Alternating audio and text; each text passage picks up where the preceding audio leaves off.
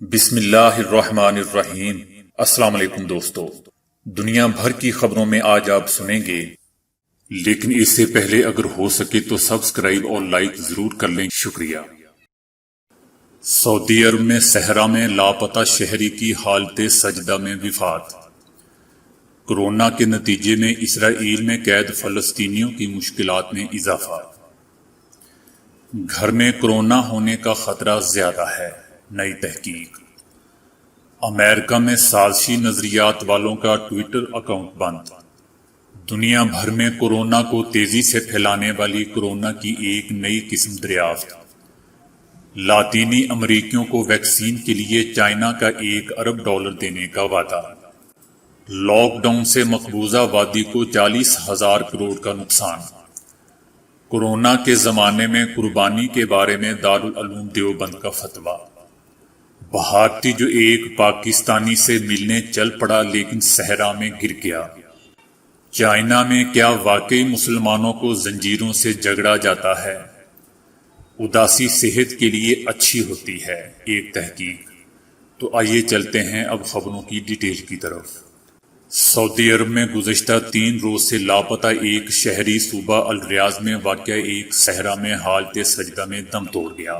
سعودی police کی ایک امدادی ٹیم کو اس شہری کی باڈی صوبہ الریاض میں واقع ایک صحرا سے ملی ہے۔ پولیس نے یہ اندازہ لگایا ہے کہ وہ صحرا میں اپنی گاڑی پر خاندان کے لیے لکڑیاں اکٹھی کرنے گیا تھا۔ وہ گزشتہ جمعرات کو اپنے گھر سے نکلے تھے اور لاپتہ ہو گئے تھے۔ پولیس نے ان کی تلاشی کے لیے مختلف علاقوں کی جانب ٹیمیں بھیجی تھیں۔ ان میں ایک ٹیم نے صحرا کا چپا چپا چھان مارا تھا اور وہ ان کی کار تلاش کرنے میں کامیاب ہو گئی تھی۔ کار سے چند میٹر کے فاصلے پر وہ حالت سجدہ میں پائے گئے اور ان کی نماز کے دوران ہی کسی وقت روح قبض ہو گئی تھی۔ اسلامی تعاون تنظیم OIC نے اسرائیلی جیلوں میں قید بیمار فلسطینیوں کے حوالے سے گہری تشویش کا اظہار کرتے ہوئے صہیونی ریاست سے بیمار اسیروں کو فوری رہا کرنے کا کہا ہے۔ اقوام متحدہ اور بین الاقوامی ریڈ کراس کمیشن سے مطالبہ کیا گیا ہے کہ وہ اسرائیل پر بیمار فلسطینی قیدیوں کو رہا کرنے کے لیے دباؤ ڈالیں۔ کورونا کے نتیجے میں اسرائیل میں قید فلسطینیوں کی مشکلات میں غیر معمولی اضافہ ہوا ہے۔ OIC نے کہا ہے کہ فلسطینیوں کی زندگی بچانے کی تمام ذمہ داری اسرائیل پر عائد ہوتی ہے۔ دوستو، 30 جون 2020 کو جاری ہونے والی ایک رپورٹ میں بتایا گیا تھا کہ اسرائیل میں 41 خواتین، 160 نابالغ بچوں اور 365 انتظامی قیدیوں سمیت 4700 فلسطینی قید ہیں۔ جنوبی کوریا کے ماہرین وبائی امراض نے نیا انکشاف کر دیا ہے۔ ان کا کہنا ہے کہ لوگ باہر کے رابطوں کی نسبت اپنے گھر ہی کے افراد کے ذریعے کورونا سے متاثر ہونے کا زیادہ امکان رکھتے ہیں۔ اس سلسلے میں جنوبی کوریائی ماہرین نے امریکی ادارے CDC کے ذریعے 16 جولائی کو ایک تحقیقی مطالعہ پیش کیا تھا۔ انہوں نے 5706 ایسے مریضوں کی فہرست مرتب کی جنہیں کورونا مثبت آیا تھا۔ تحقیق میں ان تقریباً 60,000 لوگوں کو بھی دیکھا گیا جو مذکورہ مریضوں سے رابطے میں آئے تھے۔ نتائج سے معلوم ہوا کہ متاثرہ 100 میں سے صرف 2 افراد کو گھر کی بجائے باہر سے کورونا لگا تھا، جبکہ 10 میں سے 1 نے اپنے ہی کنبے سے یہ مرض لیا تھا۔ دوستو، اس طبی تحقیقی مطالعے کے لیے ڈیٹا 20 جنوری اور 27 مارچ کے درمیان اکٹھا کیا گیا تھا۔ یہ وہ وقت تھا جب کورونا تیزی سے پھیل رہا تھا اور جنوبی کوریا میں روزانہ سامنے آنے والے مریض عروج پر پہنچ گئے تھے۔ ٹویٹر نے سازشی نظریات کے حامی گروہ کے ٹویٹر اکاؤنٹس معطل کرنے کا اعلان کر دیا ہے۔ امریکہ میں ایک کینن نامی ایک سازشی گروپ ہے جو ٹرمپ نظریات کی حمایت کرتا ہے۔ مذکورہ گروپ کا ماننا ہے کہ امریکہ پر ڈیموکریٹس پارٹی سمیت ڈیپ اسٹیٹ غلط قسم کی تنظیموں کی حکمرانی رہی ہے، جن میں ہالی ووڈ کے اداکار اور شیطان کی پوجا کرنے والی عالمی شخصیات بھی شامل ہیں۔ ٹویٹر انتظامیہ نے اعلان کیا ہے کہ اگر اس گروپ کے نظریات کا پرچار کسی بھی صارف نے کیا تو اس کا اکاؤنٹ فوری طور پر بند کر دیا جائے گا۔ اس پالیسی کے نافذ العمل ہونے کے بعد تقریباً 1.5 لاکھ اکاؤنٹس بند ہو سکتے ہیں۔ کورونا کی ایک نئی قسم اس وقت دنیا بھر میں سب سے زیادہ عام ہے اور اصل کورونا کے مقابلے میں بہت زیادہ تیزی سے پھیل گئی ہے۔ یہ دعویٰ برطانیہ سے تعلق رکھنے والے ایک طبی ماہر نے کیا ہے۔ برمنگھم یونیورسٹی کے پروفیسر نک لومان نے بتایا کہ کورونا کی یہ قسم، جسے 614G کا نام دیا گیا ہے، دنیا بھر میں کورونا کے مریض میں نمایاں حد تک اثر انداز ہوئی ہے۔ اگرچہ ایسا نہیں کہ کورونا کی نئی قسم لوگوں میں اموات یا ہسپتالوں میں قیام کا عرصہ بڑھا رہی ہے، مگر اس نے دنیا بھر میں بڑے پیمانے پر اس وبا کو پھیلنے میں ضرور مدد دی ہے۔ انہوں نے کہا کہ یہ اسپائک پروٹین میں موجود ہوتا ہے جو کہ کورونا کے لیے انسانی خلیات میں داخلے کا اہم ترین ذریعہ ہے، اور ہم نے دیکھا ہے کہ برطانیہ اور دنیا بھر میں کورونا کی یہ قسم سب سے زیادہ پھیلی ہوئی ہے۔ ان کے خیال میں کورونا کی یہ نئی قسم کورونا کی روک تھام کے لیے ویکسین کی تیاری کے عمل پر اثر انداز نہیں ہو سکے گی۔ ان کے بقول یہ دنیا بھر میں سب سے زیادہ عام قسم ہے، جس کے مریض کی شرح 75% ہے۔ ووہان میں پھیلنے والا اصل کورونا ڈی ٹائپ کا تھا، مگر جی ٹائپ برطانیہ سمیت دنیا بھر میں اب پھیلنے والی یہ نئی قسم ہے۔ میکسیکو کی وزارت خارجہ نے اعلان کیا ہے کہ چین نے لاطینی امریکہ کے ممالک کو کورونا کی ویکسین کی دستیابی یقینی بنانے کے لیے $1 ارب قرضہ فراہم کرے گا۔ چائنا نے لاطینی امریکہ کے چند ممالک کے وزراء کے ساتھ ایک آن لائن میٹنگ کے دوران اس امداد کا وعدہ کیا ہے، تاہم چینی وزیر خارجہ نے اس حوالے سے کوئی تفصیلات نہیں دی کہ یہ ویکسین کب دستیاب ہوگی یا کب تقسیم کی جائے گی۔ بھارتی سپریم کورٹ کے سابق جج کی سربراہی میں کام کرنے والی دی فورم فار ہیومن رائٹس نے مقبوضہ وادی میں 1 سال سے جاری لاک ڈاؤن کے حوالے سے ہوش اڑا دینے والے انکشافات کیے ہیں۔ اپنی رپورٹ میں انکشاف کیا ہے کہ لاک ڈاؤن کے 1 سال کے دوران وادی کی معیشت کو 40,000 کروڑ روپے کا نقصان پہنچا ہے۔ بھارتی حکومت کے 5 اگست 2019 کے یک طرفہ اقدامات نے وہاں کے لوگوں کو بھارت کے شہریوں سے بیگانہ یا دور کر دیا ہے، اور اس سے مقامی معیشت کو 40,000 کروڑ کا نقصان ہوا ہے۔ 70 صفحات پر مشتمل اس رپورٹ میں صحافیوں کی ہراسانی کو بھی آزادی اظہار رائے پر حملہ قرار دیا گیا ہے۔ رپورٹ میں کہا گیا ہے کہ نئے ڈومیسائل قوانین کے نفاذ پر، جن کے تحت غیر مقامی شہری بھی یہاں رہائش اختیار کر سکتے ہیں، اس نے یہاں بے روزگاری بڑھنے کے خدشات کو جنم دیا ہے۔ بر صغیر کی تاریخی اور فیمس دینی درسگاہ دارالعلوم دیوبند کی جانب سے کہا گیا ہے کہ صاحب نصاب شخص پر قربانی واجب ہے۔ صدقہ خیرات قربانی کے عمل کا بدل نہیں ہو سکتا، تاہم اگر تمام تر کوشش کے باوجود قربانی نہ کی جا سکے تو زندہ جانور یا اس کی رقم صدقہ کی جا سکتی ہے۔ فتویٰ میں کہا گیا ہے کہ اس بار صرف واجب قربانی کی جائے اور نفلی قربانی کی رقم غربا و مساکین میں تقسیم کر دی جائے۔ دارالعلوم دیوبند کی جانب سے جاری فتوے میں کہا گیا ہے کہ قربانی کے دنوں میں قربانی کرنا ہی ضروری ہے۔ قربانی کی جگہ صدقہ اور خیرات کرنا یہ قربانی کا نہ بدل ہے اور نہ ہی اس سے قربانی کا فریضہ ادا ہوتا ہے۔ موجودہ حالات میں جبکہ کاروبار وغیرہ بند ہونے کی وجہ سے بہت سے لوگ فکر اور افلاس میں مبتلا ہیں اور کھانے اور دانے کو ترس رہے ہیں، ایسی صورت میں بہتر ہے کہ صاحب نصاب حضرات واجب قربانی کر لیں اور نفلی قربانی کو اس سال ترک کر کے اس کے پیسے غربا اور مساکین میں تقسیم کر دیں۔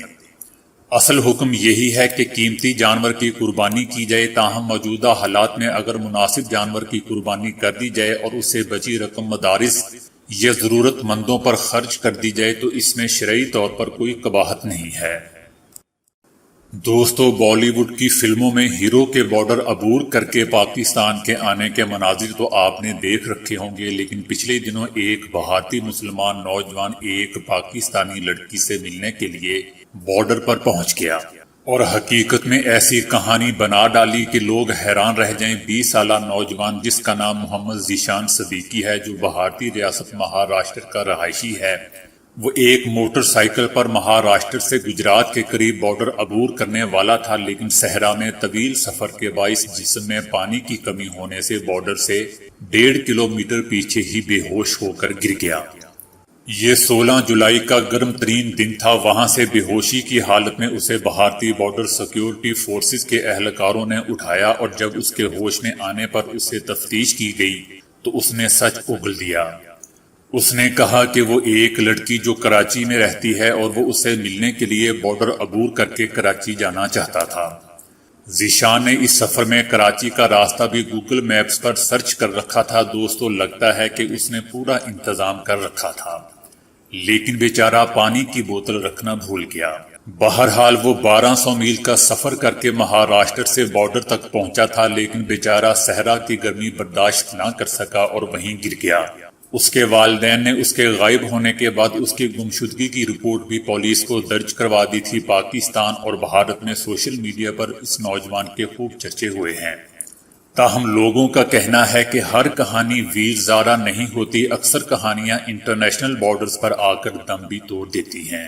چینی حکومت پر طویل عرصے سے الزام عائد کیا جا رہا تھا کہ وہ یغور مسلمانوں کو حراستی مراکز میں قید رکھ کر ظلم و تشدد کے پہاڑ توڑ رہی ہے اور جبراً ان کے مذہبی عقائد تبدیل کروا رہی ہے۔ یہی نہیں بلکہ ان کی نسل کشی بھی کر رہی ہے۔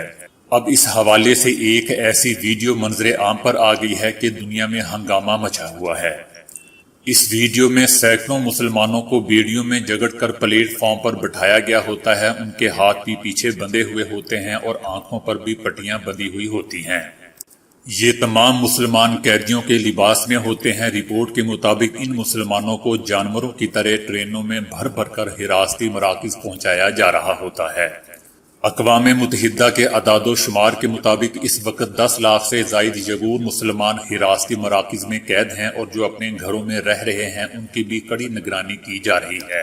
ان کے فونز میں ایک ایپلیکیشن انسٹال کی گئی ہے جس کے ذریعے ان پر 24 گھنٹے نظر رکھی جاتی ہے۔ میل آن لائن کے لیے لکھے گئے آرٹیکل میں بتایا گیا ہے کہ ان حراستی مراکز میں قیدیوں پر جو مظالم ڈھائے جا رہے ہوتے ہیں وہ جرمنی کے نازی دور سے بھی زیادہ بدترین ہوتے ہیں۔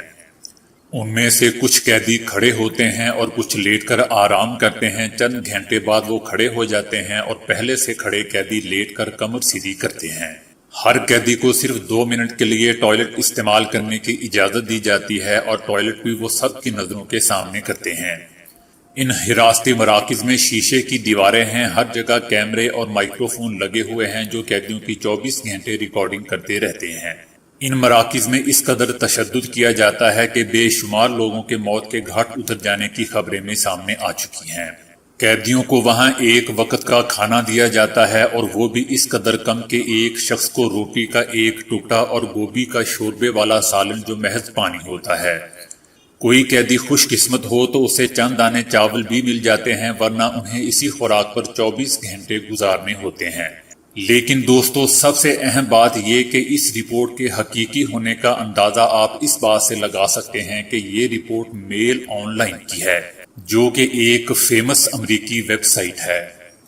ٹیلی گراف میں شائع ہونے والی ایک تحقیق میں بتایا گیا ہے کہ اداسی انسانی صحت کے لیے اچھی ہے کیونکہ اس سے انسان کو اپنی زندگی بہتر تبدیلی لانے میں مدد ملتی ہے۔ سائنسدانوں کا کہنا ہے کہ اداسی کو ایک بیماری سمجھ کر اس کے علاج کے لیے ادویات کے استعمال کے بڑھتے ہوئے رجحان سے انسان کے جذباتی طور پر پختہ ہونے کا جذبہ متاثر ہو سکتا ہے۔ ماہرین کا کہنا ہے کہ موجودہ معاشرہ انفرادی خوشیوں کو سب سے زیادہ اہمیت دیتا ہے اور ملازمت کے کھو جانے کے بعد تعلق اور رشتے ناطے ٹوٹ جانے یا کسی عزیز کی موت کے بعد اداسی یا افسردگی کو بالکل برداشت نہیں کرتا۔ ذہنی صحت کے ماہرین کی ایک بڑی تعداد کو خدشہ ہے کہ اداسیوں اور پریشانیوں کے مقابلے کے لیے ادویات کا استعمال انسان کی ذہنی پختگی کو متاثر کر سکتا ہے۔ اعداد و شمار سے ظاہر ہوتا ہے کہ دنیا میں ہر 4 میں سے ایک شخص زندگی کے کسی نہ کسی دور میں اداسی میں مبتلا ہوتا ہے اور دنیا کی آبادی کا 5% اس وقت اس کیفیت سے گزر رہا ہے۔ نفسیات کے پروفیسر جیروم ویک فیلڈ کہتے ہیں کہ جب آپ کوئی دوا بہت زیادہ استعمال کرتے ہیں تو آپ اس خیال سے ایسا کرتے ہیں کہ وہ آپ کو فائدہ دے گی، وگرنہ آپ اسے استعمال نہیں کریں گے، لیکن ہو یہ رہا ہے کہ یہ دوائیں استعمال کر کے خود کو آپ بیوقوف بنا رہے ہیں۔ وہ کہتے ہیں کہ اداسی ہمیں اپنی غلطیاں دہرانے سے بھی باز رکھ سکتی ہے۔ اداسی ہمیں اپنے کسی ایسے تعلق یا رشتے یا کسی ایسی چیز کے بارے میں بہت زیادہ مائل ہونے سے بھی روکتی ہے جسے حاصل کرنا ہم اپنی زندگی کا مقصد بنا لیتے ہیں۔ ماہر نفسیات ڈاکٹر پال کہتے ہیں کہ کبھی کبھی بھرپور اداسی آپ کو طویل المیعاد پریشانی کے اثرات سے بھی محفوظ رکھ سکتی ہے۔ ان کا کہنا ہے کہ اگر اپنی پریشانیوں سے نکلنے کے لیے سوچ بچار نہیں کریں گے تو شدید ذہنی دباؤ کے شکار رہیں گے، جس کے نتیجے میں آپ ذہنی طور پر بری طرح تھک سکتے ہیں یا آپ کی موت بھی واقع ہو سکتی ہے۔ تو دوستو، آج کے لیے اتنا ہی۔ ویڈیو کو لائک اور شیئر کرنے کا بہت بہت شکریہ۔